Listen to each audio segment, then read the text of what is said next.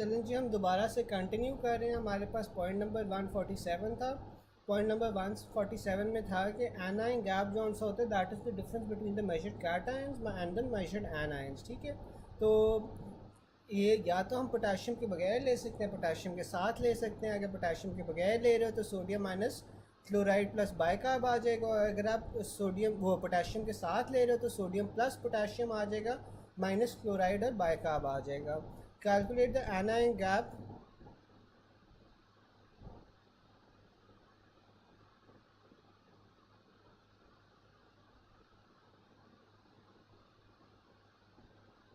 अच्छा नहीं, देखें जो डॉक्टर जोया, ये होता है ना आपके पास एनाइन गैप।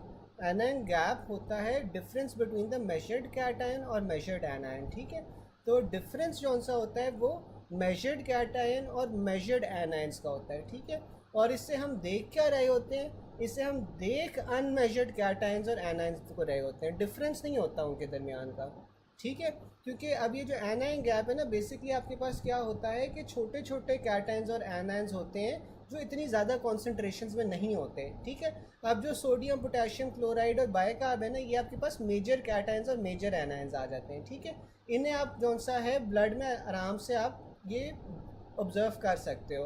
तो ये जो छोटे छोटे एनाइंस और कैटायंस होते हैं ना, इन्हें डिटेक्ट करने के लिए कि ये कितने हैं, इसलिए आप एनाइन गैप करवा रहे होते हो। ठीक है, और ये डिफरेंस होता है बिटवीन द मेजर्ड कैटायन और मेजर्ड एनाइन। ठीक है, अच्छा दूसरा डॉक्टर मोहम्मद पूछ रहे थे डायरिया वॉमिटिंग हाई अल्टीट्यूड में बता दें। अच्छा, जो आपके पास डायरिया होता है ना, डायरिया के अंदर आपके पास मेटाबॉलिक एसिडोसिस होता है।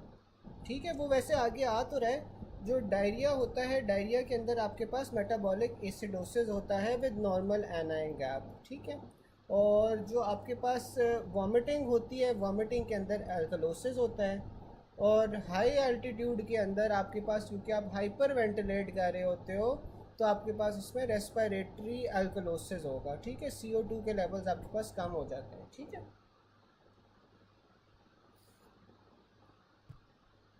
ठीक है डॉक्टर मोहम्मद, समझ आ गई?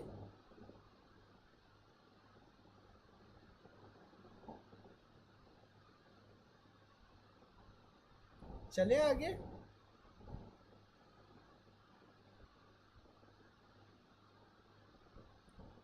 अच्छा, जो एनाइन गैप होता है ना, एनाइन गैप की जो नॉर्मल वैल्यू होती है एनाइन गैप की, वो होती है 8 से 12। ठीक है, 8 से 12 आपके पास नॉर्मल एनाइन गैप की वैल्यू होती है। अब एनाइन गैप को कैलकुलेट उसने कहा हुआ है कि करना है जब बाइका 15 है, सोडियम 135 है, क्लोराइड 100 है और पोटेशियम 4 है। ठीक है, तो इसमें आपके पास कौन सा होता है, सोडियम प्लस पोटेशियम कर दोगे तो 139 आ जाएगा, और जो बाइकार्ब क्लोराइड है उससे ऐड करोगे तो 115 आ जाएगा, और इसमें आंसर आपके पास 24 आ जाएगा। ठीक है, तो आगे उसने यही बताया हुआ है कि जो डायरिया होता है इसमें मेटाबॉलिक एसिडोसिस होती है विद नॉर्मल एनाइन गैप।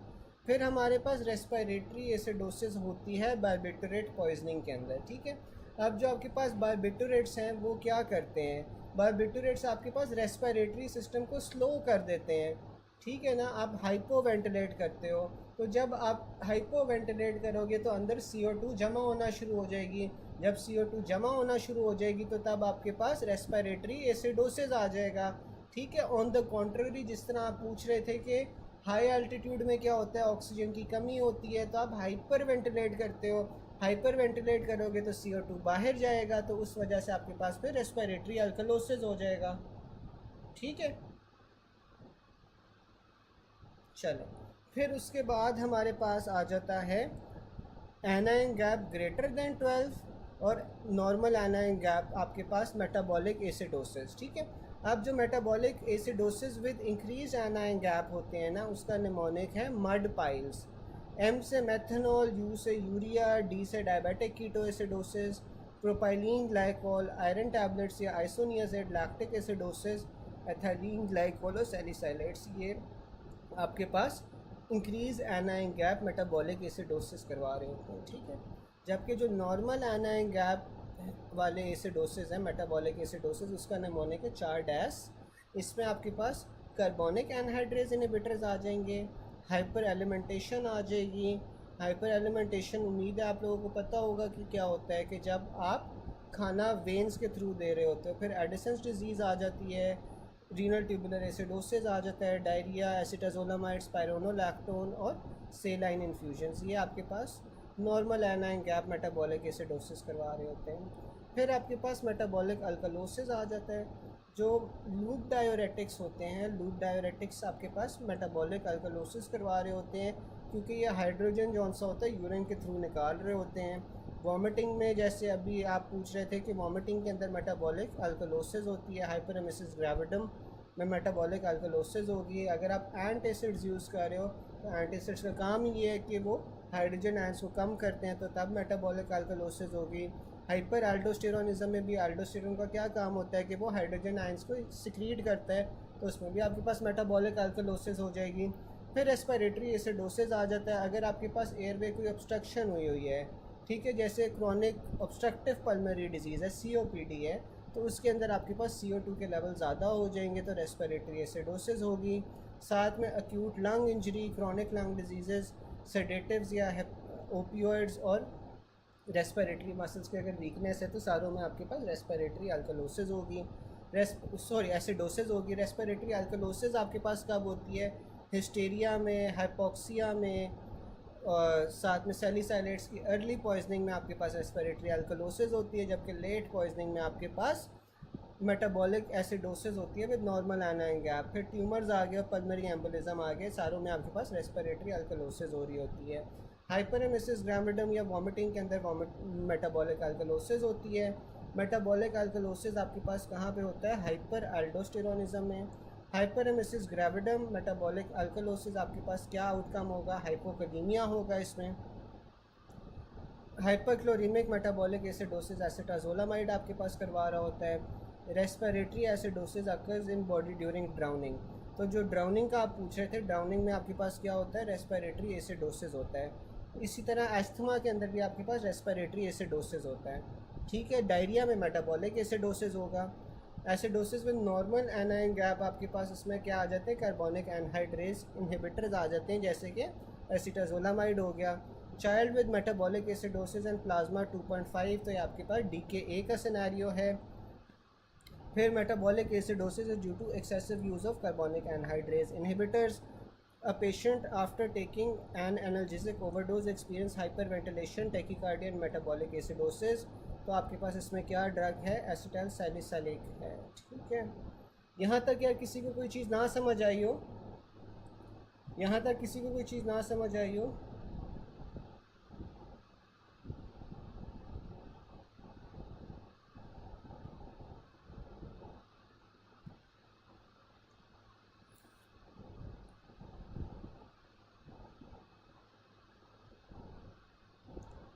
कोई ऐसा पॉइंट है जिसे ना समझ आए हो? Doctor Zoya, doctor Alfa, doctor Kaukab, doctor Mohammad, सबको समझ आ गया अभी तक?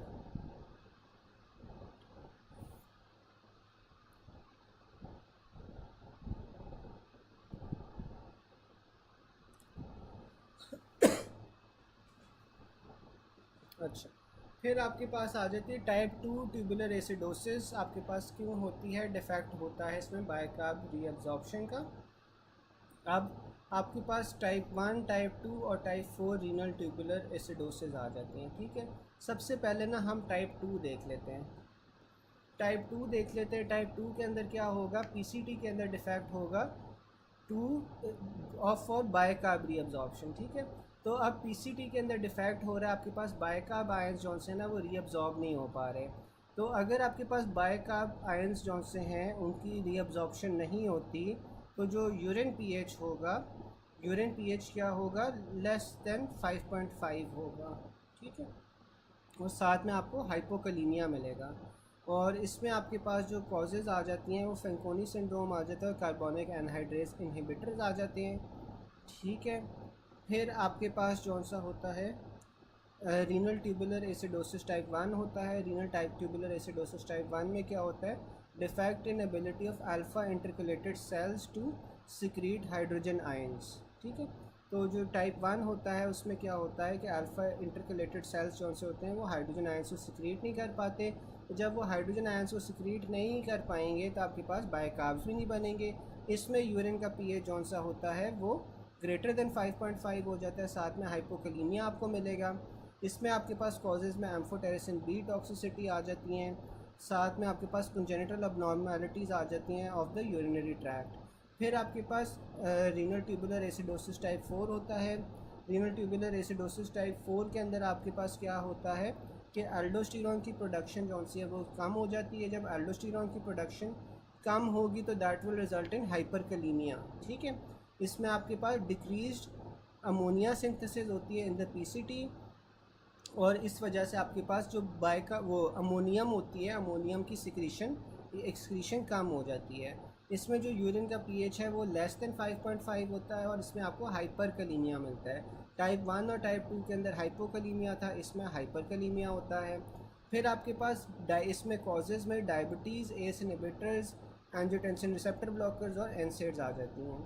अब उसने यही बताया हुआ है एमसीक्यूज़ में कि यूरिन का पीएच अगर 5 से ज़्यादा है और डिस्पाइट लो प्लाज्मा अमोनिया, तो ये आपके पास रीनल ट्यूबुलर एसिडोसिस टाइप 1 है। ठीक है, तो जो रीनल ट्यूबुलर एसिडोसिस टाइप 1 है इसमें आपके पास यूरिन का पीएच जौन सा होता है वो 5.5 से ज़्यादा रहता है। ठीक है, फिर आपके पास आ जाता है अ 4 month child in ER presented with acidic pH.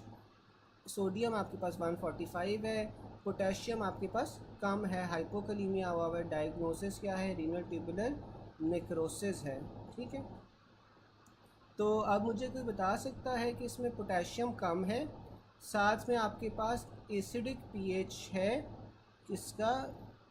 हाँ, एसिडिक पीएच है। ठीक है, तो ये आपके पास रीनल ट्यूबुलर नेक्रोसिस तो है, लेकिन ये रीनल ट्यूबुलर नेक्रोसिस कौन सी टाइप है? कोई बता सकता है कि कौन सी टाइप होगी? ये कौन सी टाइप होगी, कोई बता सकता है?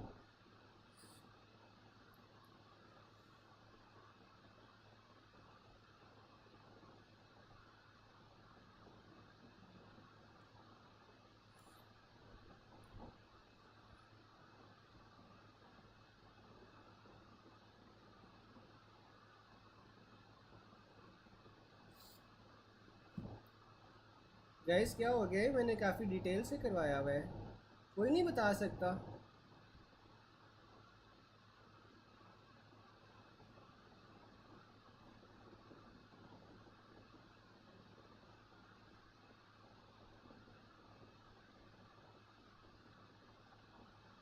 बाकी सब बताओ, डॉक्टर मोहम्मद कह रहे हैं।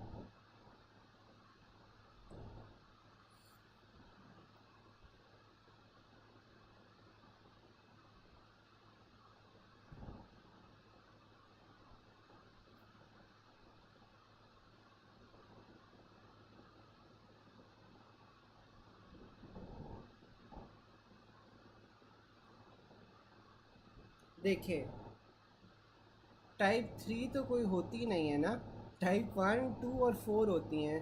तो डॉक्टर कॉकब टाइप 3 तो हो ही नहीं सकती। डॉक्टर जोया टाइप 4 भी नहीं हो सकती, क्योंकि टाइप 4 के अंदर तो आपको हाइपरकलीमिया मिलता है, इसमें तो पोटेशियम लेवल्स कम है, तो टाइप 4 भी नहीं होगी। ठीक है, अब आ गया टाइप 1 और टाइप 2 में फ़र्क। अब देखो, यहाँ पे उसने ब्लड की पीएच जौन सी है वो बताया हुआ है कि वो एसिडिक है। ठीक है, ब्लड की पीएच अगर एसिडिक होगी तो आपके पास फिर क्या होना चाहिए? कोई मुझे बता सकता है? टाइप 1 होनी चाहिए, टाइप 2 होनी चाहिए? ब्लड की पीएच उसने एसिडिक बताई हुई है।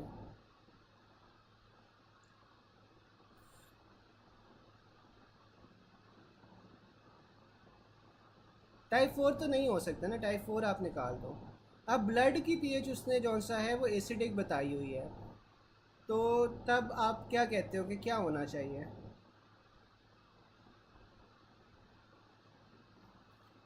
टाइप 1 क्यों नहीं होना चाहिए?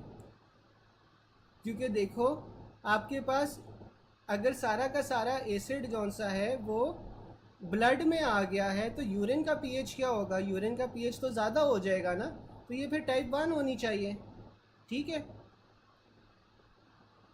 हाँ, टाइप 1 होनी चाहिए ना। ठीक है। अब उसके बाद उसने बताया हुआ है कि 3 month baby presented with critically ill condition. अब पीएच उसमें 7.2 है, PCO2 आपके पास 32 है, बायोकार्ब्स आपके पास 14 है, सोडियम 142 है, पोटेशियम 2 है। अच्छा, अब ये आप में कोई बता सकते हैं कि ये कौन सा, ये क्या होगा, ये टाइप 1 होगी या टाइप 2 होगी? टाइप 1 होगी या टाइप 2 होगी?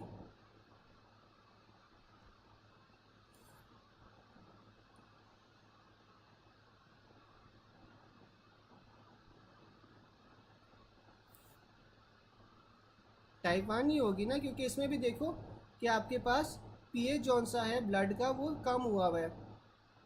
Type 2 tubular acidosis due to defect in bicarb reabsorption. A patient is suffering from renal tubular acidosis, urine का पीएच 5.4 है। अब जो यूरिन है ना वो अल्कलाइन मज़ीद नहीं हो सकता इवन बाय गिविंग बायोकार्ब, तो ये आपके पास एसिडिक यूरिन है, तो ये आपके पास टाइप 2 होगी। Inability to produce urine pH less than 5.4 even when challenge with ammonium, तो ये आपके पास टाइप 1 होगी एसिडोसिस।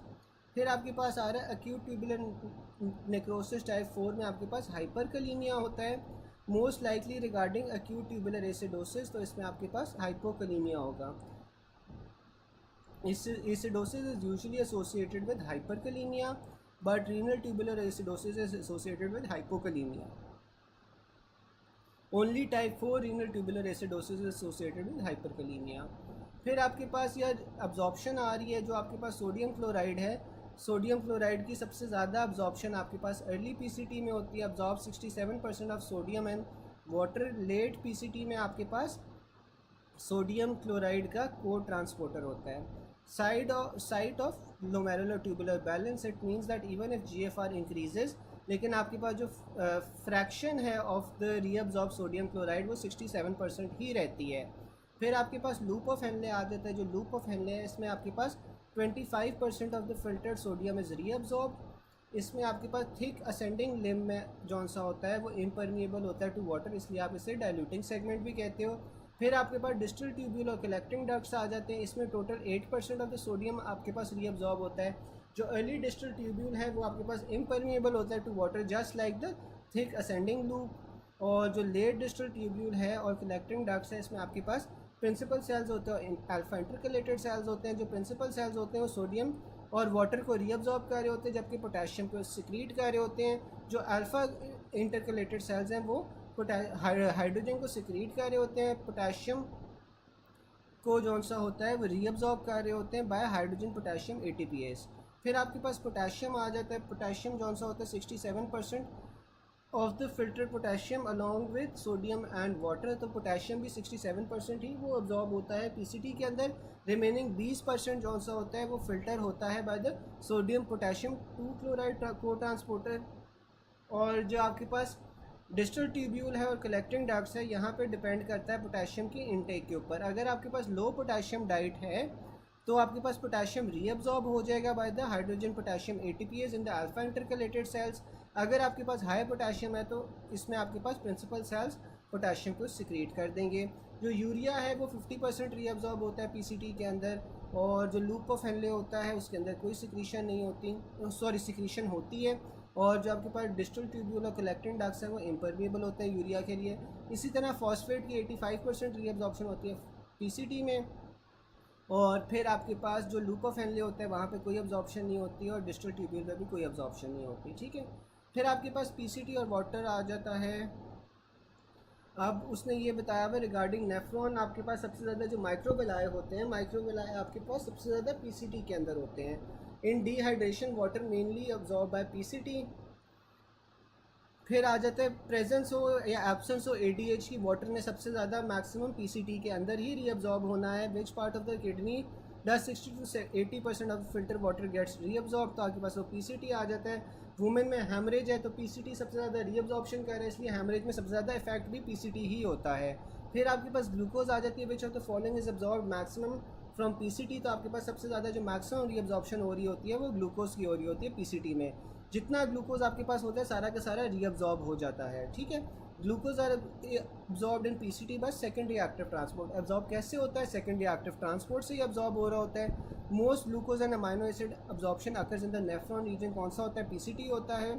अब्जॉर्प्शन ऑफ बाइकार्ब भी आपके पास पीसीटी के अंदर ही होते हैं। Maximum sodium is reabsorbed in the PCT. तो सबसे ज़्यादा हर चीज़ की रीअब्जॉर्प्शन आपके पास पीसीटी में ही हो रही होती है। फिर आपके पास डिस्टल कन्वोलेटेड ट्यूब्यूल और कलेक्टिंग डक्ट आ जाता है। Which of following dietary irregularity potassium is secreted eight which part? तो आपके पास वो डीसीटी के अंदर आपके पास जो पोटेशियम है वो सिक्रीट हो रहा होता है। अच्छा, अब मुझे कोई बता सकता है कि अगर आपके पास लो पोटेशियम होगा, लो पोटेशियम के लिए आपके पास कौन से सेल्स होते हैं जो रीअब्जॉर्प्शन करवा रहे होते हैं पोटेशियम की, अगर लो पोटेशियम इनटेक है? तो कोई बता सकता है कौन से सेल्स होंगे जो रीअब्जॉर्प्शन करवा रहे होंगे पोटेशियम की?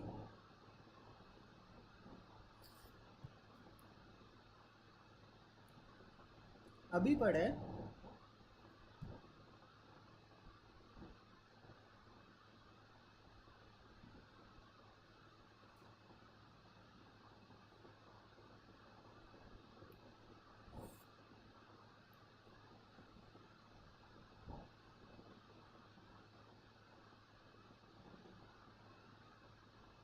बिल्कुल, अल्फ़ा इंटरकलेटेड सेल्स होते हैं। बाकी क्यों नहीं बता रहे यार? अल्फ़ा इंटरकलेटेड सेल्स होते हैं ना, जो आपके पास हाइड्रोजन पोटेशियम एटीपीएस जौन सा होता है वहाँ से जो पोटेशियम होता है उसकी रीअब्जॉर्प्शन करवा रहे होते हैं। ठीक है डॉक्टर जोया, जो प्रिंसिपल सेल्स होते हैं, प्रिंसिपल सेल्स का काम होता है कि वो पोटेशियम की सिक्रीशन करवाते हैं।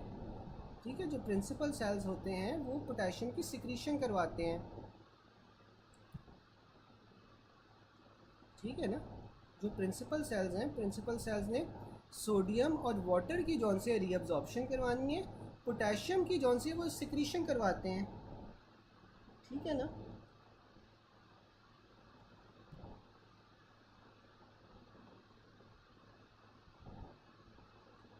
फिर आपके पास आ जाता है इन अ डिहाइड्रेटेड पेशेंट डाइल्यूटेड फ्लूइड। तो आपके पास जो डिहाइड्रेटेड पेशेंट है वो डाइल्यूटेड फ्लूइड आपका डीसीटी के अंदर प्रेजेंट होता है। As a result of dehydration hypotonic fluid is present in DCT. अच्छा, अब मुझे बताओ कि डाइल्यूटिंग सेगमेंट जो सा होता है वो डीसीटी भी होता है और थिक असेंडिंग लूप भी होता है, दोनों डाइल्यूटिंग सेगमेंट्स हैं। अब अगर वो ये आ जाए कि आपके पास डाइल्यूटेड फ्लूइड प्रेजेंट कहाँ पे होता है, तो वो डीसीटी के अंदर होगा या फिर आपके पास थिक असेंडिंग लूप में होगा, या इसमें प्रेफरेंस क्या होनी चाहिए? क्योंकि डाइल्यूटिंग सेगमेंट्स तो दोनों है, दोनों इम्परमिएबल है पानी के लिए, तो इसमें आपकी प्रेफरेंस क्या होनी चाहिए? कोई मुझे बता सकता है?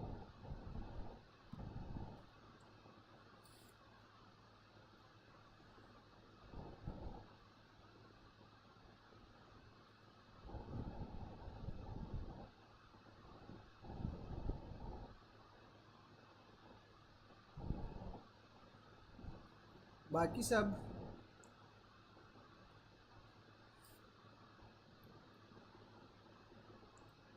बिल्कुल डीसीटी होती है, क्योंकि देखो आपके पास पहले थिक असेंडिंग लूप आता है फिर डीसीटी आती है, तो जब वो डीसीटी के तक जाता है तो उसमें फिर ज़्यादा पानी होना शुरू हो जाता है। ठीक है, तो हाँ डीसीटी को आपने प्रेफर करना है वो थिक असेंडिंग में। फिर आपके पास आ जाता है in dehydration concentration of which of these is decrease.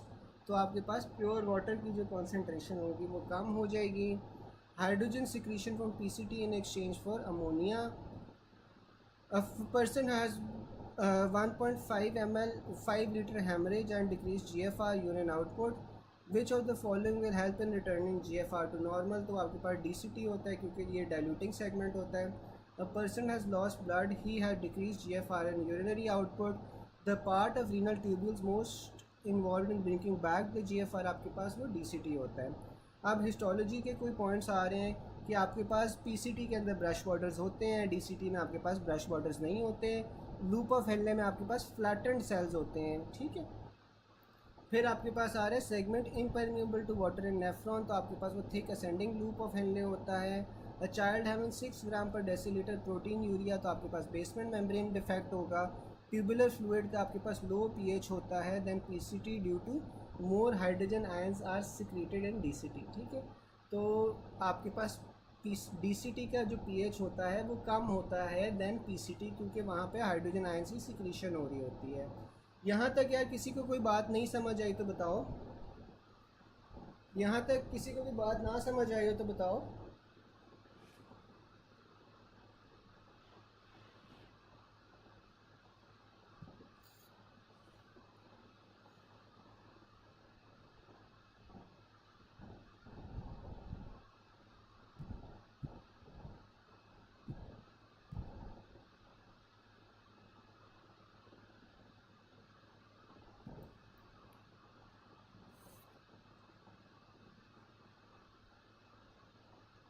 चलें, फिर आपके पास आ जाता है डायबिटिक नेफ्रोपैथी में आपके पास क्या होता है, माइक्रो एल्बुमिन यूरिया होता है, ठीक है। और फिर आपके पास मिनिमल चेंज डिजीज़ में क्या हो रहा होता है, minimal change disease as an most common cause of nephrotics बच्चों के अंदर, इसमें सिलेक्टिव प्रोटीन यूरिया हो रहा होता है और साथ में आपके पास इसका कॉर्टिकोस्टेरॉइड से एक्सीलेंट रिस्पॉन्स होता है। फिर आपके पास आ जाते हैं मेम्ब्रेनस ग्लोमेरुलोनेफ्राइटिस। जो मेम्ब्रेनस ग्लोमेरुलोनेफ्राइटिस होता है वो मोस्ट कॉमन कॉज होता है nephrotic syndrome. DCT collecting tubules वाला रिपीट कर दूँ डॉक्टर मोहम्मद, डीसीटी या कलेक्टिंग ट्यूब्यूल्स में क्या रिपीट करना है आप मुझे बता दो, मैं वो रिपीट कर देता हूँ। फिर आपके पास जौन सा है ना मेम्ब्रेनस ग्लोमेरुलोनेफ्राइटिस में क्या हो रहा होता है कि ये अडल्ट्स के अंदर सबसे कॉमन कॉज होता है नेफ्रोटिक सिंड्रोम का, इसका वो रिस्पॉन्स होता है टू कॉर्टिकोस्टेरॉइड्स। फिर आपके पास फोकल सेगमेंटल ग्लोमेरुलोस्क्लेरोसिस आ जाता है। इसमें क्या होता है कि आपके पास सेगमेंट्स के अंदर ना जो ग्लोमेरुलस है वो स्क्लेरोज्ड होता है, ठीक है। और ये आपके पास कॉमनली एसोसिएटेड होता है HIV के अंदर और अफ्रीकन अमेरिकन के अंदर होता है। फिर डायबिटिक नेफ्रोपैथी आ जाता है। डायबिटिक नेफ्रोपैथी में आपके पास किमलस्टीन विल्सन नोड्यूल्स मिलते हैं और इसमें आपके पास यूरिन एल्बुमिन जौन सा होता है वो डायग्नोस्टिक टेस्ट होता है, इसमें आपको माइक्रो एल्बुमिन यूरिया मिलेगा। फिर आपके पास रीनल अमाइलाइडोसिस आ जाता है। अमाइलाइडोसिस में क्या होता है कि बीटा प्लेटेड शीट्स की जौन सी है वो अक्यूमुलेशन हो जाती है और जो ये बीटा प्लेटेड शीट्स हैं ये इन सॉल्युबल फिब्रिलर प्रोटीन्स होती हैं। लाइट माइक्रोस्कोपी में आपको रीनल अमाइलाइडोसिस के अंदर कॉन्गो रेड स्टेन मिलेगी जो कि एप्पल ग्रीन बाइफ्रिंजेंस दिखा रही होगी। फिर आपके पास अक्यूट पोस्ट स्ट्रेप्टोकोकल ग्लोमेरुलोनेफ्राइटिस आ जाता है। जो अक्यूट पोस्ट स्ट्रेप्टोकोकल ग्लोमेरुलोनेफ्राइटिस है, मुझे कोई बता सकता है कि ये नेफ्रोटिक सिंड्रोम करवाता है या नेफ्रिटिक सिंड्रोम करवाता है? जो APJN होता है ये नेफ्रोटिक है या नेफ्रिटिक है?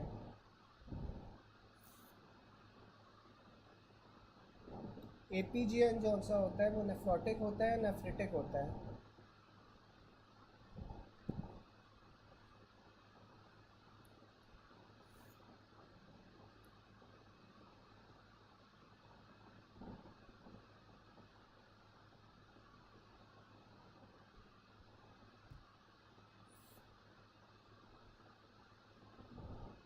बिल्कुल नेफ्रिटिक होता है, ठीक है। अब ये जो ऊपर वाले सारे हैं ना ये आपके पास नेफ्रोटिक सिंड्रोम्स के थे, ठीक है। अब ये जो हम पढ़ रहे हैं ना ये हम फिर अब नेफ्रिटिक सिंड्रोम्स पढ़ रहे हैं। अब APJN जॉनसन नेफ्रिटिक सिंड्रोम की एग्जांपल है। ये आपके पास पोस्ट इन्फेक्शस ग्लोमेरुलोनेफ्राइटिस में होता है, बच्चों में होता है। सोर थ्रोट के 1 से 4 हफ्ते बाद होता है। इसमें जो ऑर्गेनिज़म होता है वो A बीटा हीमोलिटिक स्ट्रेप्टोकोका आ जाता है जिसे आप स्ट्रेप्टोकोकस पायोजीन्स भी कहते हो। इसमें आपके पास क्या होता है, अक्यूट ऑनसेट ऑफ फीवर होता है, ओलिगोयूरिया होता है और इसमें कोका कोला कलर्ड यूरिन आ जाता है। इसमें आपके पास जो कॉम्प्लीमेंट प्रोटीन्स होंगी C3 आपके पास कम होगी, ASO के टाइटर्स एलिवेटेड होंगे। अब ये जो ASO है ये आपके पास क्या होता है, विरुलेंस फैक्टर होता है आपके पास स्ट्रेप्टोकोकाई का, ठीक है। तो ये आपके पास एलिवेटेड होंगे, C3 प्रोटीन्स आपके पास कम होंगी।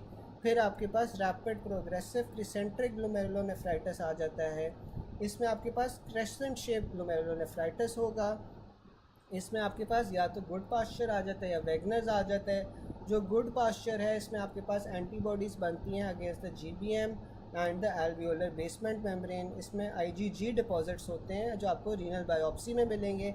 इसमें लंग और रीनल वेसल्स की इन्वॉल्वमेंट होती है। जबकि जो वैगनर्स होता है, Wegener's is necrotizing medium size small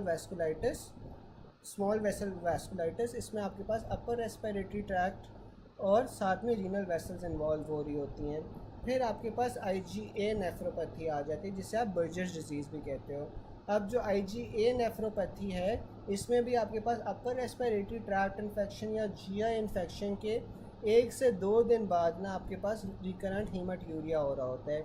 जो APGN था, APGN के अंदर आपके पास 1 से 4 वीक्स का टाइमलाइन था, इसके अंदर आपके पास 1 से 2 दिन का टाइमलाइन होता है आफ्टर द रेस्पिरेटरी इन्फेक्शन या फिर आपके पास जो GI इन्फेक्शन होती हैं उसके बाद। जो एल्पोर्ट सिंड्रोम होता है, एल्पोर्ट सिंड्रोम के अंदर आपके पास टाइप 4 कोलेजन का डिफेक्ट होता है। इसमें आपके पास can't see, can't pee, can't hear B, तो इसमें आपके पास आई प्रॉब्लम्स आ जाएंगे, जैसे रेटिनोपैथी, लेंस डिसलोकेशन, ग्लोमेरुलोनेफ्राइटिस आ जाएगा और सेंसरी न्यूरल डेफनेस आ जाएगी। ठीक है। फिर हमारे पास आ रहा है 15 ईयर ओल्ड बॉय है, रीनल डिजीज़ है affecting the males in the family, haematuria है, वेस्टिबुलर नर्व डैमेज है। रीनल बायोप्सी के अंदर आपको GBM की एटेन्यूएशन मिली है, स्प्लिटिंग मिली है, और इसमें देखो आपके पास क्या क्या चीज़ें हैं, डेफनेस है, कॉर्नियल डिस्ट्रोफी है। ठीक है।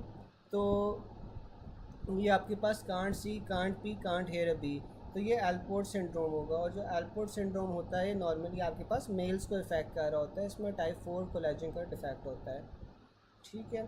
फिर आपके पास आ जाते हैं 17 year old school going boy develop sore throat, he received antibiotic for it which resolve following 2 weeks, he later develop generalize body oedema, hypertension है, हीमाट्यूरिया है। तो सोर थ्रोट के बाद हो रहा है तो ये APGN होगा। सेलेक्टिव प्रोटीन यूरिया आपको मिनिमल चेन डिजीज़ में मिलता है। फिर most common glomerular disease in HIV patients, तो HIV और अफ्रीकन अमेरिकन में आपके पास क्या होता है, फोकल सेगमेंटल ग्लोमेरुलोस्क्लेरोसिस होती है। डायबिटिक नेफ्रोपैथी में आपको माइक्रोएल्बुमियूरिया मिलता है। हीमोप्टिसिस है, साथ में हीमाट्यूरिया है, ग्लोमेरुलोनेफ्राइटिस है। तो ये गुड पास्चर सिंड्रोम है, जिसमें आपके पास एंटीबॉडीज़ बन जाती है अगेन इन द लंग्स और रीनल वेसल्स के खिलाफ। फिर आपके पास आ जाता है diagnostic test for diabetic nephropathy. आपके पास क्या होता है कि यूरिन के अंदर आपको माइक्रोएल्बुमियूरिया मिलेगा। Selective protein urea minimal change disease में होता है। फिर आपके पास क्रेसेंट्स इन ग्लोमेरुलाई आपके पास कहाँ पे बन रहे होते हैं, पैराइटल सेल्स में बन रहे होते हैं। और ये जो क्रेसेंट्स हैं ये बन किस में रहे होते हैं, रैपिड प्रोग्रेसिंग ग्लोमेरुलोनेफ्राइटिस में। ठीक है। और ये आपके पास बन कहाँ रहे होते हैं, पैराइटल सेल्स के अंदर बन रहे होते हैं। ठीक है। आपको याद होगा कि जो ग्लोमेरुलाई है, ग्लोमेरुलाई की 2 लेयर्स होती हैं, एक विसरल होती है, एक पैराइटल होती है। जो विसरल वाली थी उसमें पोडोसाइट्स प्रेजेंट थे, और जो पोडोसाइट्स थे वो आपके पास फिल्ट्रेशन बैरियर बना रहे थे। दूसरी लेयर आपके पास पैराइटल सेल्स की होती है। आपके पास पैराइटल सेल्स के अंदर क्रेसेंट शेप मिलेगा आपको RPGN में। ठीक है। Scenario of nephritic syndrome microscopy में क्रेसेंट शेप आपको मिली है बेसमेंट मेम्ब्रेन में, तो ये आपके पास RPGN होगा। फिर आपके पास आ रहा है young girl with shortness of breath, pitting oedema, oedema of eyelids, severe sore throat infection, तो ये आपके पास PSGN है। फिर आपके पास जो डायबिटिक्स होते हैं उसमें आपके पास किमल-स्टीन विल्सन मॉड्यूल्स मिलते हैं। जो क्रेसेंट्स हैं वो आपको पैराइटल सेल्स में मिलेंगे। नोट क्रिसेंट्रिक वो glomerulonephritis, the chief participants in formation of crescents are coagulation proteins, macrophages, fibroblast and parietal and visceral epithelial cells. तो ये different it also comes with different option. Crescent formation होती है kidney में, that is associated with fibrin leakage. 30 year old female with saddle nose है, तो upper respiratory tract infection है, साथ में आपके पास प्रोटीन यूरिया है, तो ये आपके पास वेगनस ग्रैनुलोमाटोसिस आ जाएगा। ठीक है। अमाइलोइडोसिस के अंदर आप रेक्टल बायोप्सी लेते हो, और अमाइलोइडोसिस आपके पास सबसे कॉमनली किस ऑर्गन को इफेक्ट कर रहा होता है, तो वो किडनी को इन्फेक्ट कर रहा होता है। ठीक है। इसमें आपके पास बीटा प्लेटेड शीट्स होती हैं, ठीक है, जो बन रही होती हैं। यहाँ तक यार किसी को कोई क्वेश्चन हो?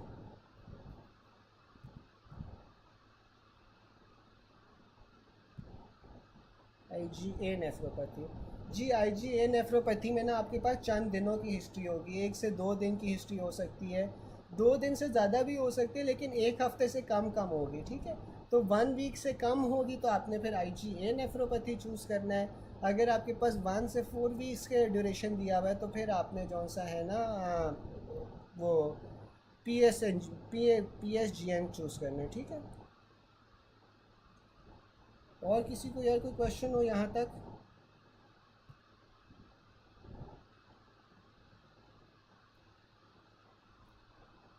फिर आपके पास गुड पास्चर सिंड्रोम आ जाता है। जो गुड पास्चर सिंड्रोम होता है उसमें आपके पास क्या होता है, लीनियर डेपोजिशन हो रही होती है, ठीक है। आईजीए नेफ्रोपैथी में आपको क्या मिलेगा, मेसेंजियल डिपॉजिट्स मिलेंगे in the glomerular basement membrane.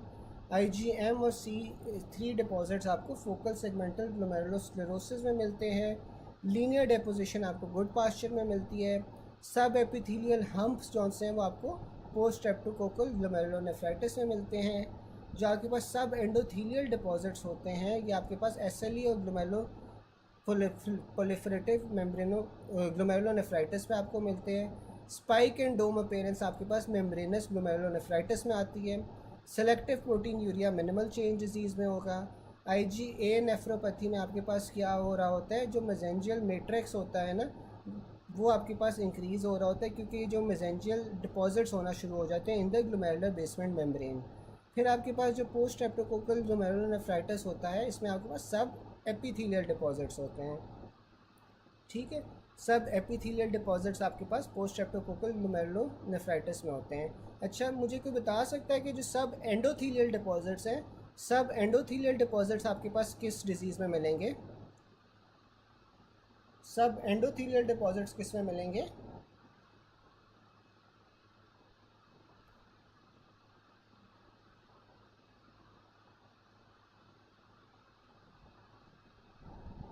SLE में, बिल्कुल। और एसएलई के अलावा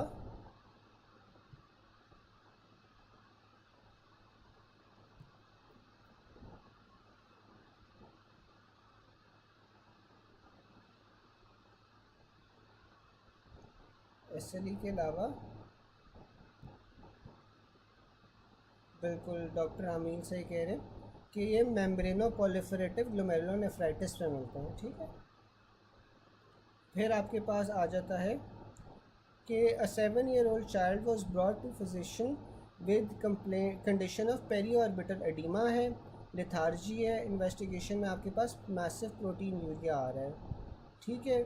विच of the following feature of electron microscopy will confirm the suspected diagnosis. तो इसमें क्या होगा, इफेसमेंट ऑफ फूड प्रोसेसेस हो जाएंगी, क्योंकि मिनिमल चेंज डिजीज़ का सिनेरियो है, ठीक है। अच्छा, मुझे कोई बता सकता है कि जो मिनिमल चेंज डिजीज़ होती है उसमें इलेक्ट्रॉन माइक्रोस्कोपी में क्या मिलता है? इलेक्ट्रॉन माइक्रोस्कोपी में क्या मिलेगा मिनिमल चेंज डिजीज़ में?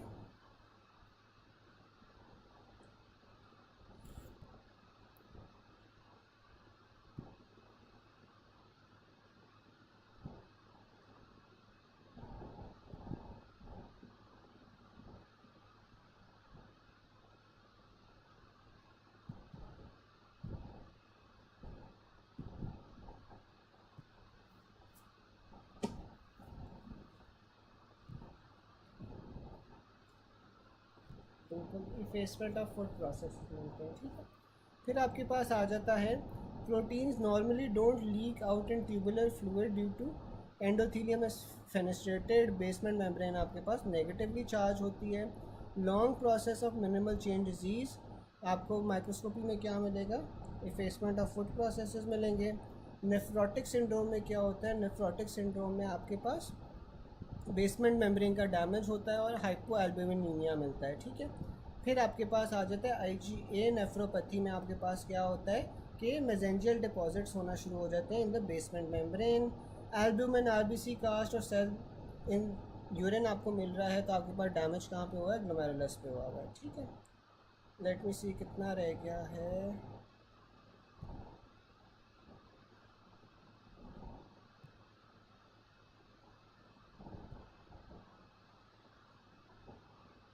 अच्छा, अब जो सा है ना 153 आ रहा है, a man has lost 2 litre water bye sweating and replace by 2 litre pure water. तो स्वेटिंग से 2 लीटर जो सा है वो कम हुआ है और 2 लीटर प्योर वाटर आपने दे दिया है, ठीक है। तो इसमें आपके पास क्या होगा, ICF ऑस्मोलैरिटी जो सी है ना वो डिक्रीज़ हो जाएगी। अच्छा, फिर उसने बताया हुआ है कि टोटल बॉडी वाटर आपके पास 60% है बाय बॉडी वेट। 2/3 आपके पास 40% इंट्रासेलुलर होता है। अब वाइल 1/3 इज़ एक्स्ट्रा सेलुलर, ठीक है। अब जो आपके पास टोटल बॉडी वाटर होता है ना, that is 60% of the body weight, ठीक है। तो जो टोटल बॉडी वाटर है that is 60% of the body weight. इसमें आपके पास इंट्रा सेलुलर जौन सा होता है वो 40% होता है, जबकि जो एक्स्ट्रा सेलुलर है वो 20% होता है। आपने ये याद रखना है कि जो आई होता है ना, दैट स्टैंड्स फॉर इंक्रीज़। तो इंट्रा सेलुलर जौन सा है वो ज़्यादा होगा, एक्स्ट्रा सेलुलर कम होगा, ठीक है। अच्छा, तो ये उसने बताया हुआ है कि इस तरह भी आप याद रख सकते हो। हाँ बिल्कुल, डॉक्टर अल्फ़ा ने जौन सा है ना वो बता दिया है कि ऑर्डर भी बता दिया, जो 153 है ना उसमें ऑर्डर आपने किस तरह याद रखना है। तो इसमें सबसे पहले आपके पास इंक्रीज़ आईसीएफ वॉल्यूम आ जाता है, फिर आपके पास डिक्रीज़ आईसीएफ ऑस्मोलैरिटी आ जाती है, फिर इंक्रीज़ ईसीएफ वॉल्यूम आ जाता है, और फिर इंक्रीज़ वो डिक्रीज़ आपके पास ईसीएफ ऑस्मोलैरिटी आ जाती है, ठीक है। तो ये ऑर्डर भी आपने याद रख लेना है। फिर आपके पास ना ये था कि टोटल बॉडी वाटर 60% होता है ऑफ द बॉडी वेट, फिर उसमें आपके पास 40% इंट्रा सेलुलर होता है, जबकि 20% जौन सा होता है ना वो एक्स्ट्रा सेलुलर होता है। अब जो आपके पास टोटल बॉडी वाटर है वो 60% है, 40% ICF है, 20% ECF है। आई बड़ा होता है ना तो अब ECF को भी आप फिर दो में डिवाइड कर देते हो, ठीक है, जिसमें इसमें भी आई बड़ा होता है। इंटरस्टिशियल फ्लूइड जौन सा होता है वो 3/4 होता है, जबकि प्लाज्मा जौन सा है वो 1/4 होता है ECF का। और जो ICF होगा वो आपके पास टोटल 28% होगा, जबकि ECF जौन सा होता है वो 11%, वो 14 लीटर्स होता है, ठीक है। अब 14 लीटर्स में आपके पास जो 3 लीटर्स है ना, तकरीबन थ्री 3 लीटर्स आपके पास जौन सा है वो तकरीबन ECF होता है, जबकि 3 लीटर्स जौन सा है वो आपके पास तकरीबन प्लाज्मा होता है, जो इंटरस्टिशियल होता है वो आपके पास तकरीबन 11 लीटर्स होता है, ठीक है। फिर आपके पास आ रहा है कि total body volume ICF 70 kg बंदे का क्या होता है टोटल बॉडी वॉल्यूम। इसमें टोटल वॉल्यूम आपके पास 28 लीटर्स होगा जो ICF में होता है, ठीक है। अब 60-year-old male weighing 70 kg has total body water of 42 litres, ठीक है। How much of this will be present in interstitial fluid. तो इंटरस्टिशियल फ्लूइड में आपके पास 11.5 होता है, जबकि आपके पास जो प्लाज्मा वॉल्यूम होता है, प्लाज्मा वॉल्यूम 3.5 होता है। ECF is different from ICF in inorganic ions. तो जो ECF होता है उसमें और ICF में इनऑर्गेनिक आयंस का फ़र्क होता है। ICF differs from ECF in increase potassium, ठीक है। तो इंट्रा सेलुलर फ्लूइड में आपके पास पोटेशियम ज़्यादा होता है, जबकि एक्स्ट्रा सेलुलर फ्लूइड में आपके पास सोडियम ज़्यादा होता है। फिर आपके पास आ जाता है what is the total percentage of water intra cellular. तो इंट्रा सेलुलर वाटर आपके पास 30% से 40% होता है रिगार्डिंग पोटेशियम, 98% आपके पास इंट्रा सेलुलर होती है। Difference between intra cellular extra cellular क्या होता है कि आपके पास डिक्रीज पीएच होती है। जो इंट्रा सेलुलर फ्लूइड होता है वहाँ पे पीएच कम होती है, क्योंकि हाइड्रोजन आयंस वहाँ पे ज़्यादा होते हैं। फिर आपके पास है difference between plasma volume and interstitial fluid. आपके पास प्रोटीन्स होती है। टीयर्स की कॉम्पोजिशन प्लाज्मा से कैसे डिफरेंस करती है कि टीयर्स में आपके पास अमाइनो एसिड ज़्यादा होते हैं। Most prominent deficiency in lacrimal secretions when compare to plasma, तो आपके पास वो ग्लूकोज होता है। Primary dehydration occurs in ECF is hypertonic, ठीक है। तो अगर आपके पास प्राइमरी डिहाइड्रेशन हुई है, हाली वाटर लॉस हो गया है, तो आपके पास फिर हाइपरटोनिक सोल्यूशन बच जाएगा पीछे, ठीक है। और by increasing the specific gravity of urine which kidney function is being assess, तो आपके पास यूरिनरी कॉन्सेंट्रेशन वो इफेक्ट असेस हो रही है। One of the following compartment contains approximately 2/3 of the total body water, तो आपके पास वो इंट्रासेलुलर होता है जिसमें 2/3 होता है। फिर आपके पास आ जाता है जो टोटल बॉडी वाटर है वो आप एंटीपायरीन से मेजर कर सकते हो। Total body water can be calculated by tritium. तो जो आपके पास टोटल बॉडी वाटर होता है ना वो ड्यूटेरियम, टीट्रियम और एंटीपायरीन, फिर ये ड्यूटेरियम D2O होता है, टीट्रियम ट्राइट्रेटेड H2O होता है, साथ में एंटीपायरीन, ये इससे आप जौन सा है ये टोटल बॉडी वाटर जौन सा है वो कैलकुलेट कर सकते हो। फिर ECF में आपके पास ECF कैसे कैलकुलेट कर सकते हो, सल्फेट, इनुलिन और मैनेटॉल से, ठीक है।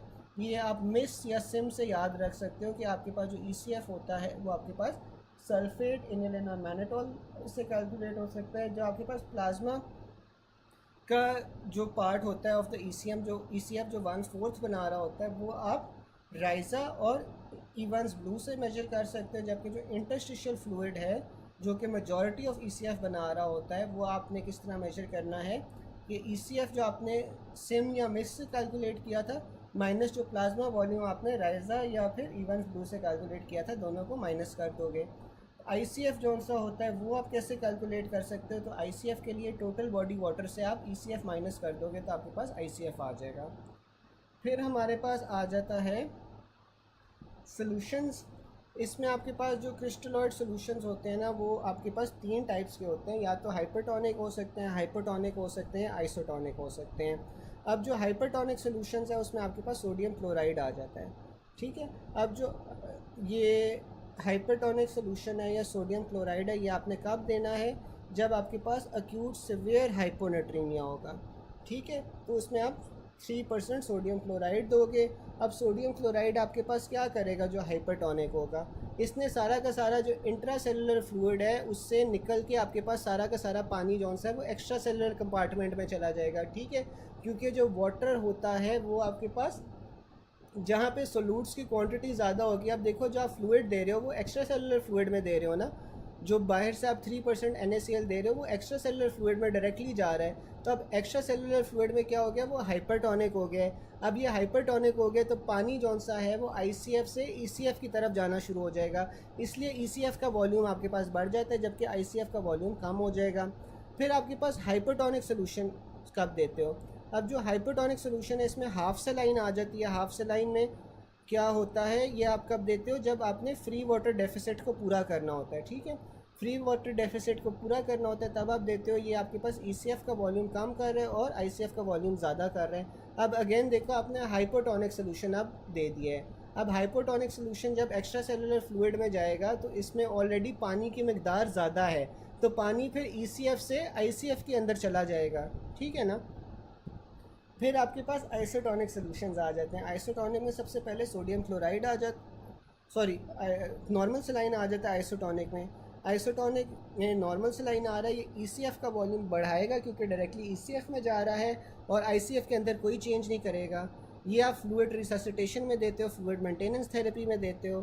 फिर आपके पास रिंगर लैक्टेट या हार्टमैन सोल्यूशन आ जाता है। जो रिंगर लैक्टेट या हार्टमैन सोल्यूशन है ये आपके पास ECF का वॉल्यूम ज़्यादा कर रहा है और ICF के वॉल्यूम को इतना फ़र्क नहीं पड़ता क्योंकि ये आपके पास आइसोटोनिक है ना, तो आइसोटोनिक की वजह से आपके पास इसमें ज़्यादा फ़र्क नहीं पड़ा। साथ में ये माइल्ड बफर के तौर पे एक्ट करता है, जो एसिड काउंटर एक्ट करता है एसिडोसिस को। ये भी आप फ्लूइड रिससिटेशन और मेंटेनेंस थेरेपी में दे रहे होते हो। फिर आपके पास 5% डेक्सट्रोज आ जाती है। अब जो 5% डेक्सट्रोज है इसने फ्लूइड कंपार्टमेंट में क्या इफ़ेक्ट करना है, the sodium free water becomes eventually distributed among the body fluid compartments। तो ये आपके पास ECF और ICF दोनों का वॉल्यूम ज़्यादा कर रहा है और ये आप फ्री वाटर डेफिसिट को पूरा करने के लिए मेंटेनेंस थेरेपी में और टोटल पैरेंटल न्यूट्रिशन के अंदर दे रहे होते हो। अच्छा यार, यहाँ तक किसी को कोई क्वेश्चन है, कोई चीज़ नहीं समझ आई टेबल के अंदर, तो आप लोग बताओ। इस टेबल में कोई चीज़ है ऐसी जो नहीं समझ आई?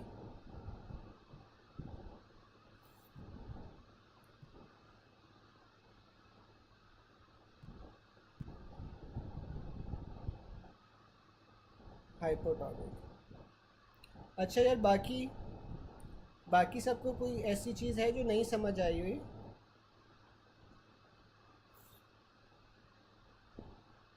Doctor Mubra, doctor Safana, doctor Basit, doctor Alfa, किसी को कोई? अच्छा डॉक्टर रामील, ये देखें कि जो आपके पास हाइपोटोनिक सोल्यूशन होगा ना, हाइपोटोनिक का क्या मतलब है कि इसमें पानी की क्वांटिटी ज़्यादा है और जो सोलूट है ना, सोलूट की क्वांटिटी कम है, ठीक है। पानी इसमें ज़्यादा है, सोलूट कम है, तो ये 0.545% नॉर्मल सलाइन होता है या हाफ सलाइन इसे कहते हैं, ठीक है। अब ये हाफ सलाइन है। अब जो आप ये इंजेक्शन देते हो या जो ड्रिप देते हो वो डायरेक्टली ECF में जाता है ना, अब वो ECF के अंदर जाएगा। अब ECF के अंदर वो चला गया, अब ECF के अंदर वो क्या करेगा कि पानी की क्वांटिटी जौन सी है वो ज़्यादा हो जाएगी ECF में। अब ECF के अंदर पानी की क्वांटिटी ज़्यादा है, ICF के अंदर पानी की क्वांटिटी कम है, तो अब क्या होगा, वाटर मूव करेगा ECF से ICF की तरफ, ठीक है। तो इस वजह से फिर ICF का वॉल्यूम ज़्यादा हो जाएगा पानी का और ECF का वॉल्यूम कम हो जाएगा, ठीक है। क्योंकि देखो जो नॉर्मल सलाइन होती है, नॉर्मल सलाइन में क्या होता है कि उसका जो ऑस्मोलैरिटी होती है और जो आपके पास नॉर्मल बॉडी की ऑस्मोलैरिटी होती है वो सेम होती है। ठीक है, इसलिए नॉर्मल सलाइन जो सा ना फ्लूइड कंपार्टमेंट्स के अंदर इतना कोई फ़र्क नहीं डालता, इंट्रासेलुलर फ्लूइड में फ़र्क नहीं डालता जो नॉर्मल सलाइन होता है। अब जो हाफ सलाइन है ना, हाफ सलाइन की जो जैसे वो बना होता है ना, that is a bit different. उसमें पानी जो है ना वो ज़्यादा है। अब पानी ज़्यादा है, एक्स्ट्रा सेलुलर फ्लूइड में ज़्यादा पानी आ गया है, तो फिर ईसीएफ से वो मूव करना शुरू हो जाएगा आईसीएफ में। तो इस वजह से ईसीएफ में पानी का वॉल्यूम कम हो जाएगा, आईसीएफ में पानी का वॉल्यूम ज़्यादा हो जाएगा।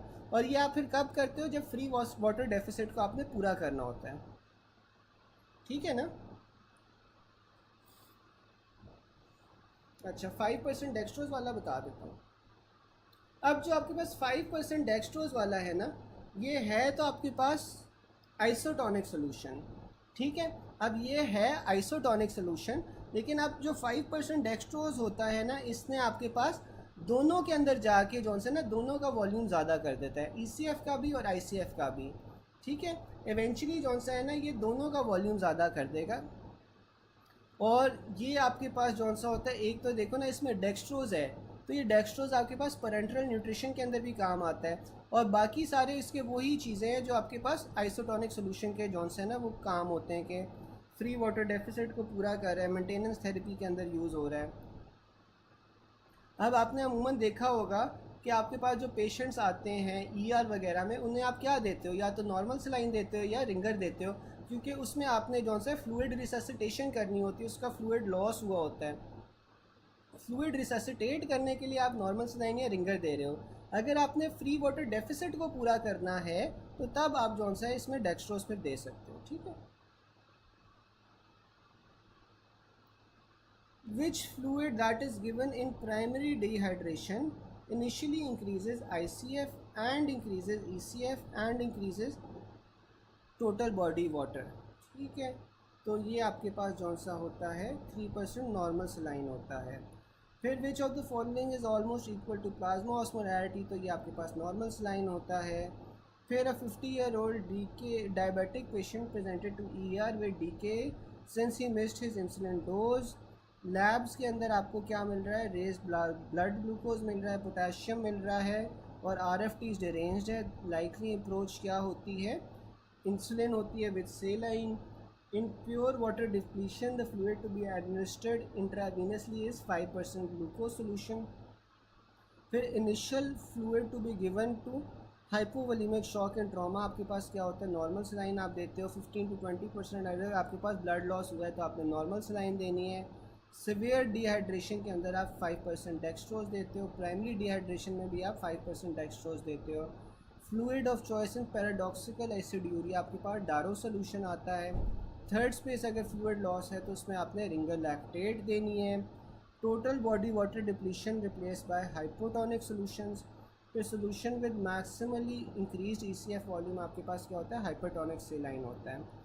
फिर आपके पास आ रहा है कि पर्सन है 2 लीटर पानी पिया है, वो 2 लीटर स्वेट से लूज़ हुआ है, उसके बाद उसने 2 लीटर पानी पी लिया है। तो जिस तरह अभी डॉक्टर साहिबा ने ऑर्डर बताया था वही ऑर्डर आपने याद रखना है। फिर आपके पास आ रहा है RBC swell up when placed in 250 millimole urea. An RBC is kept in hypertonic solution to which urea is added. What will be the effect on RBCs? तो ये आपके पास पहले स्वेल करेंगे, फिर श्रिंक करेंगे और फिर लाइस कर जाएंगे। फिर आपके पास डायलिसिंग फ्लूइड कैसे कंपेयर करते हो आप प्लाज्मा के साथ, तो जो आपके पास डायलिसिंग फ्लूइड होता है ना, इसमें आपके पास ग्लूकोज और बायोकार्ब्स की जो कॉन्सेंट्रेशन होती है वो ज़्यादा होती है, जबकि बाकी हर चीज़ की इसमें कॉन्सेंट्रेशन कम होती है। ठीक है, यहाँ तक किसी को कोई पॉइंट हो जो ना समझ आया हो?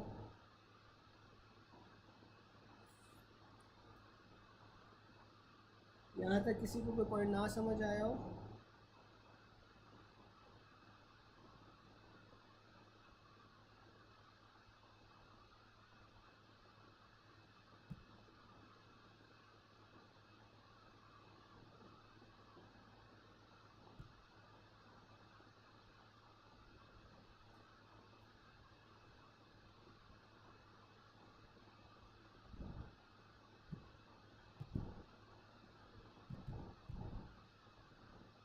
चलो, आपको कि भाई 10 बजे जौन सा माइनस की क्लास शुरू होनी है। ठीक है, कल हम जौन सा ना एंडो कर लेंगे, और फिर परसों से हम जॉन से ना दोबारा से रिवीजन शुरू कर देंगे फिर रफीला की, ठीक है? फिर अल्लाह हाफिज़ गाइस।